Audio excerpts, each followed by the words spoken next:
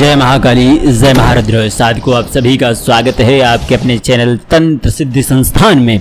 साधकों, आज हम आपको तिलोत्तमा अप्सरा की साधना देने जा रहे हैं और यह साधना पूर्ण रूप से आपको प्रदान करेंगे।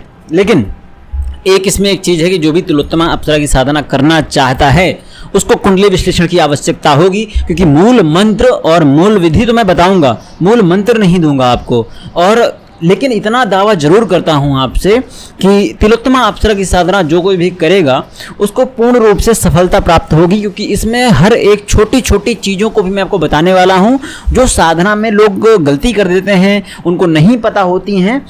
अगर आपको प्रयोग सही से नहीं पता होंगे तो आप कितनी भी बड़ी साधना क्यों ना कर लो, उसमें आपको सफलता प्राप्त नहीं होने वाली है। क्योंकि अगर आपको रास्ता नहीं पता है तो आप खजाना कहाँ गड़ा है इसकी जानकारी जान ही नहीं पाओगे और आप खजाने तक पहुँच ही नहीं पाओगे। एक किसी जंगल में कोई व्यक्ति खड़ा है, उस तक आप तभी पहुँच पाओगे जब उस तक जाने का रास्ता आपके पास में हो। तो आपको उसी जंगल में खड़ी तिलोत्तमा अप्सरा के पास पहुंचने के लिए एक विस्तृत रास्ते की आवश्यकता होगी और उस रास्ते को हम पूर्ण रूप से आपको जानकारी देने वाले हैं। पर उस रास्ते में मंत्र रूपी नौका, मंत्र रूपी गाड़ी, मंत्र रूपी मोटरसाइकिल की भी आवश्यकता होगी। वो आपको तभी हम देंगे जब आप कुंडली विश्लेषण कराएंगे।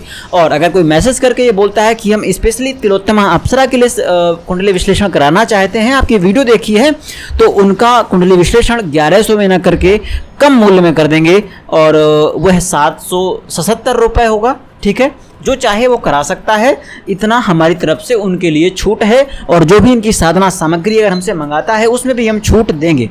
ठीक है, अब आज हम बढ़ते हैं इस साधना की ओर। साधकों, प्रकृति के ऊर्जा स्तर में त्रिदेवों और त्रिशक्तियों के बाद देवताओं की उपस्थिति मानी जाती है और यह आम तक लोगों को पता है, जिनके मनोरंजन और कार्य पूर्ति हेतु कुछ सहायिकाएं हैं। अप्सराएं कौन हैं इसके बारे में एक जानकारी है। इन्हें अप्सरा अथवा परियों के नाम से जाना जाता है। इनका ऊर्जा स्तर देवताओं, योगिनियों, भैरवों आदि के बाद होता है, किंतु पृथ्वी की सतह की ऊर्जाओं से ये श्रेष्ठ होती हैं।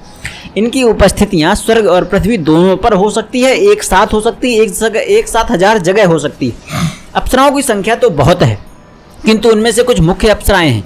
ऐसी ही एक मुख्य अप्सरा है तिलोत्तमा। तिलोत्तमा अप्सरा की गिनती भी श्रेष्ठ अप्सराओं में से होती है। यह अप्सरा प्रत्यक्ष अप्रत्यक्ष दोनों ही रूप में साधक की सहायता करती है और यह साधना अद्भुत है। यह अप्सरा अद्भुत है। इस साधना को करने से सभी सुखों की प्राप्ति होती है। इस साधना को शुरू करने से 1-2 दिन में ही धीमी धीमी खुशबू का प्रवाह आने लगता है। यह खुशबू तिलोत्तमा के सामने होने की पूर्व सूचना है। अप्सरा का प्रत्यक्षीकरण एक श्रमसाध्य कार्य है, मेहनत बहुत जरूरी है। और मेहनत के साथ साथ मैंने बोला हर बार कि आपका विश्वास और आपके पास एक विस्तृत क्रम होना चाहिए, वो प्राप्त होगा आपकी कुंडली से। एक बार अप्सरा के प्रत्यक्षीकरण के बाद कुछ भी दुर्लभ नहीं रह जाता है। इस कारण से मेहनत भरपूर करनी होगी और इस दिशा में करनी होगी जिस दिशा में व्यक्ति है। अगर आप पहाड़ खोदने लगेंगे, पहाड़ के सबसे ऊपर खड़े होकर के, तो ये आपकी भूल है, क्योंकि आप पहाड़ के नीचे आते आते केवल जमीन के बराबर आ पाएंगे, खजाने तक नहीं पहुंच पाएंगे, है ना। इसलिए विस्तृत मार्गदर्शन की आवश्यकता के लिए कुंडली की आवश्यकता पड़ती है। पूजा सामग्री क्या है मैं बता देता हूँ। सिंदूर टूटे ना होने चाहिए, याद रखिएगा, माफ कीजिएगा, सिंदूर और चावल टूटे ना हो, साबुत हो, गुलाब पुष्प, एक बाजोट यानी चौकी, नैवेद्य, पीला आसन, धोती कुर्ता या पजामा भी इस्तेमाल कर सकते हैं, इत्र, जल पात्र में जल, चम्मच, एक स्टील की थाली, कांसे या पीतल की हो तो और उत्तम है, मौली, कलावा, अगरबत्ती, एक साफ कपड़ा। और एक और चीज़, ये साफ कपड़ा मैं इसलिए बोलता हूँ हाथ पोंछने के लिए, क्योंकि कई बार हर एक चीज़ के इस्तेमाल करना पड़ता है। देसी घी का दीपक, चंदन, केसर, कुमकुम, अष्टगंध, यह सभी भी आवश्यक हैं, लेकिन तिलक के लिए। ठीक है, अब विधि क्या है, विस्तृत विधि बताने वाला हूँ आपको। साधक स्नान करके धुले वस्त्र पहनकर रात में ठीक 10 बजे के बाद साधना शुरू करें। रोज दिन में एक बार स्नान करना जरूरी है। मंत्र जाप में कंबल का आसन रखे और अप्सरा और स्त्री के प्रति सम्मान और आदर रखे। अविश्वास का साधना में कोई स्थान नहीं है। अविश्वास रखोगे तो साधना मत करना। साधना का समय एक ही रखने की कोशिश करना।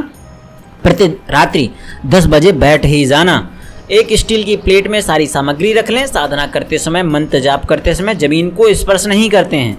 माला को लाल या किसी अन्य रंग के कपड़े से ढककर ही मंत्र जाप करें, जिसको गोमुखी कहते हैं। और जब हमसे आप सामग्री अगर मंगाएंगे तो हम गोमुखी साथ में मुफ्त रूप में आपको दे देंगे। मंत्र जाप को अंगूठा और मध्यमा से करें। तर्जनी उंगली का इस्तेमाल वर्जित है। गोमुखी में तर्जनी उंगली को बाहर रखा जाता है। पूजन के लिए स्नान आदि से निवृत्त होकर साफ सुथरे आसन पर पूर्व या उत्तर दिशा की ओर। अब आपके लिए कौन सी दिशा उत्तम होगी, ये कुंडली के बाद तय होगा। मुंह करके बैठना है। पूजन सामग्री अपने पास रख लें। बाएं हाथ में जल लेकर उसे दाहिने हाथ से ढक लें। मंत्रोच्चारण के साथ जल को सिर, शरीर और पूजन सामग्री पर छिड़क लें या पुष्प से अपने आप को अपने ऊपर जल को छिड़कें। क्या मंत्र पढ़ना उस समय? ओम अपवित्रः पवित्रो वा सर्वावस्थांगतो पवि वा स्मरेत् पुंडरीकाक्षां शवायांतराश्चरा शुचि। ठीक है। और उसके पश्चात शिखा चोटी को गांठ लगाएं। अगर चोटी है आपकी तो, नहीं है तो वहाँ स्पर्श कर लें। ओम चिद्रूपिणी महामाये दिव्य तेज समन्विते तिष्ठते चिशिखा मध्य तेजो वृद्धि को स्वयं। अपने माथे पर कुमकुम या चंदन का तिलक करना है। ध्यान रखिएगा, जब भी आप खुद को तिलक करें तो सबसे बड़ी उंगली से किया जाता है। ठीक है, तो तिलक करिएगा। ओम चंदनम महात्पुण्यम पवित्रम पापनाशनम आपहणाम दरते नित्यम लक्ष्मी इष्टते सर्वदा। अपने सीधे हाथ से आसन का कोना जल कुमकुम थोड़ा वहाँ डाल लें और कहें ओम ओम पृथ्वी त्वया भूताशोका देवी त्वां विष्णुना धृता त्वां च धारय माम देवी पवित्रम कुरु चाशनम। अब आपको इसके पश्चात संकल्प लेना है। संकल्प के लिए दाहिने हाथ में जल लीजिएगा। मैं अमुक गोत्र में जन्मा, अपना नाम लेना है, गोत्र का नाम लेना है, आपके पिता का नाम लेना है, मैं उनका पुत्र। उसके पश्चात निवासी, आपका पता क्या है, पूरा पता आपको बोलना है। आज सभी देवी देवताओं को साक्षी मानते हुए देवी तिलोत्तमा अप्सरा की साक्षात दर्शन की अभिलाषा और प्रेमिका रूप में प्राप्ति के लिए साधना कर रहा हूँ, जिससे देवी तिलोत्तमा अप्सरा प्रसन्न होकर दर्शन दें। भगवान गणेश मेरी निर्विघ्न साधना सफलता में मेरा आज्ञा व आशीर्वाद दें।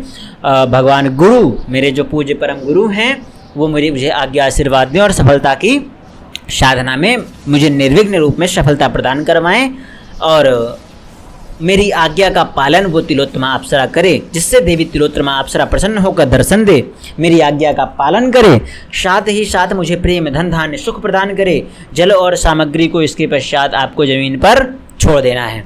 उसके पश्चात गणपति का पूजन करना है। ओम गुरु ब्रह्मा गुरु विष्णु गुरुदेवो महेश्वरः गुरु साक्षात् परब्रह्म तस्मै श्री गुरुवे नमः। ओम श्री गुरु चरण कमलेभ्यो नमः। ओम श्री गुरुवे नमः। आवाहयामि स्थापयामि ध्यायामि। माफ़ कीजिएगा, गुरु पूजन की बात करनी थी। ठीक है। उसके पश्चात सर्वमंगल मांगल्ये शिवे सर्वार्थ साधिके शरण्ये त्र्यंबके गौरी नारायणी नमोस्तुते। ओम श्रीं गायत्र्यै नमः। ओम सिद्धि बुद्धि सहिताय श्रीमन् महागणाधिपतये नमः।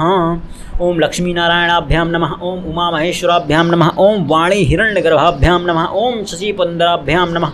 ओम सर्वेभ्यो देवेभ्यो नमः। ओम सर्वेभ्यो ब्राह्मणेभ्यो नमः। ओम बम भैरवाय नमः।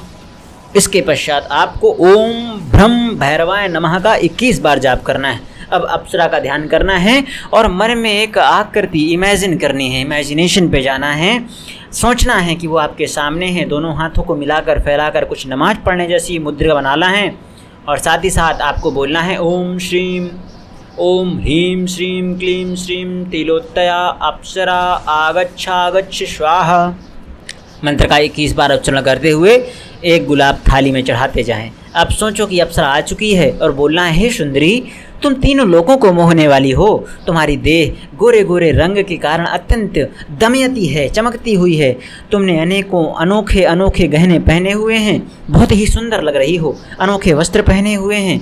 आप जैसी सुंदरी अपने साधक की समस्त मनोकामना पूरी करती है, पूरी करने में जरा भी देर नहीं करती है।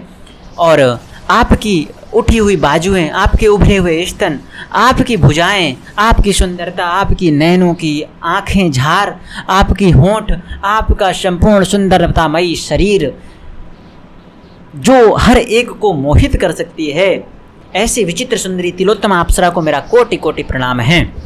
ये बोलने के बाद आपको गुलाब से सभी गंध से तिलक करना है और स्वयं को भी तिलक करना है। ओम अपूर्व सौंदाय अप्सराय सिद्धये नमः। मोती चढ़ाना है। ठीक है। वस्ताम समर्पयामि ओम तिलोत्तया अप्सराय नमः।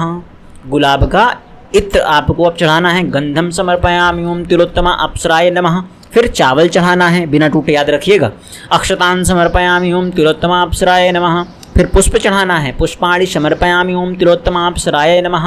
अब दीपक दिखाना है देसी घी का, दीपकम दर्शयामि ओम तिलोत्तमा अप्सराय नमः। मिठाई से पूजन करना है, उनको मिठाई नैवेद्य निवेदन करना है, ओम नैवेद्यम निवेदयामि ओम तिलोत्तमा अप्सराय नमः। फिर पूजा समाप्त होने पर सभी मिठाई को आपको चढ़ा देना है, ठीक है। ध्यान रखिए जब पूजन समाप्त हो जाए तो आपको स्वयं ग्रहण करना है, लेकिन इससे पहले अगरबत्ती दिखाना है, अगरबत्ती धूप्रम आघ्रापयामि ओम तिलोत्तमा अप्सराय नमः। इसके पश्चात एक मीठा पान, इलायची, लौंग, गुलकंद का लगा हुआ अप्सरा को अर्पित करें और स्वयं खाएं। इस मंत्र की स्फटिक से 51 माला जाप करनी है 11 दिनों तक। मंत्र क्या है नहीं बताऊंगा, क्योंकि मंत्र मूल है और बहुत ही पवित्र मंत्र और बहुत ही सिद्ध मंत्र है। आप ये समझ लीजिए कि इसी तरह के मंत्र बहुत सारे उपलब्ध हैं चैनल पर छोड़िए, गूगल पर बहुत उपलब्ध हैं, पर उसमें मात्राओं का गलती है और मात्राओं की गलती से कोई और ही कभी कभार आ जाता है और आपका नाश कर दे। इस कारण से विस्तृत कुंडली विश्लेषण करवाने के बाद ही साधना में आगे बढ़िएगा। बाकी हमारा पूर्ण सहयोग आपको रहेगा। यह देवी का जो मंत्र है उसके पश्चात आपको जब समर्पित कर देना है, क्षमा याचना करना है। जब के बाद में माला को पूजा स्थान पर ही रखना है। मंत्र जाप के बाद आसन पर 5 मिनट आराम करना है और हाथ जोड़कर बोलना है ओम गुरु ब्रह्मा गुरु विष्णु गुरुदेवो महेश्वरा गुरु साक्षात् परब्रह्म तस्मै श्री गुरुवे नमः। ओम श्रीम गुरु चरण कमलेभ्यो नमः। और हाँ, यदि कर सको तो पहले की भांति पूजन अंत में भी कर दो और गुरु को समर्पित कर दो। अंतिम दिन जब अप्सरा दर्शन देगी तो फिर मिठाई, इत्र आदि अर्पित करें और प्रसन्न होने पर अपने मन के अनुसार वचन लेने की कोशिश करें। 3 वचन तो आपको मैंने बताए ही हैं। पूजा के अंत में 1 चम्मच जल आसन के नीचे जरूर डालें और ओम इंद्राय नमः बोलें, उसके बाद ही उठें आसन को प्रणाम करके। अब कुछ नियम हैं साधना के। प्रतिदिन स्नान अवश्य करें, पवित्र रहें मन से, कर्म से, वाणी से, क्योंकि साधना शुरू होते ही शक्तियों को इसकी सहायक शक्तियों से पता चलता है कि आपकी गतिविधि क्या है और आप पर एक सीसीटीवी काम करने लगता है। यह मात्र नियत समय जप करने से कोई शक्तियाँ नहीं आने वाली, वह यह जरूर देखती है कि आप पात्र हैं या कुपात्र हैं। इसलिए ब्रह्मचारी रहना बहुत आवश्यक है, परम आवश्यक है। भोजन में मांस, शराब, अंडा, नशा, तंबाकू, तामसिक भोजन आदि से बहुत दूर बनाए रखें और जितना मन में भी ना लाएं। इसका प्रयोग मना ही है। केवल सात्विक भोजन ही करें, क्योंकि यह काम भावना को भड़काने का काम करते हैं। मंत्र जाप के समय नींद, आलस, उबासी, छींक, थूकना, डरना, लिंग को हाथ लगाना, सेल फोन को पास रखना, जप को पहले दिन निर्धारित संख्या से कम ज़्यादा जपना, गा गा कर जपना, धीमे धीमे जपना, बहुत ही ज़्यादा तेज तेज जपना, सिर हिलाते रहना, स्वयं हिलते रहना, हाथ पैर फैलाकर जप करना, यह सब कार्य मना है। बहुत ही गंभीरता वाला कार्य है, गंभीरता से जप करना है।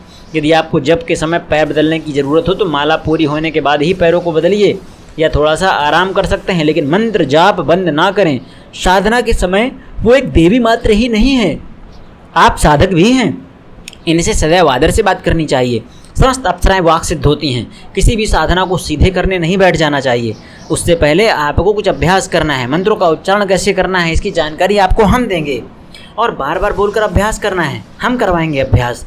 साधना में किसी को नुकसान न पहुँचे, इसीलिए मैं आपसे बोल रहा हूँ कि कुंडली विश्लेषण की आवश्यकता है। अन्यथा अगर आपका मन है तो आप कहीं से भी साधना उठाइए, कुछ भी करिए, मेरे क्या जा रहा है। लेकिन एक गुरु होने के नाते, एक तंत्र में कुछ ऊंचाइयां पाने के खातिर मैं आप ही समझ गया हूं कि लोगों को अगर मेरे से कुछ बहुत मार्गदर्शन हो रहा है तो वो किया जाए। अगर आप मार्गदर्शन लेना चाहते हैं तो लीजिए, नहीं लेना चाहते हैं तो जय महाकाली, जय महारुद्र, हर हर महादेव, जय गुरुदेव।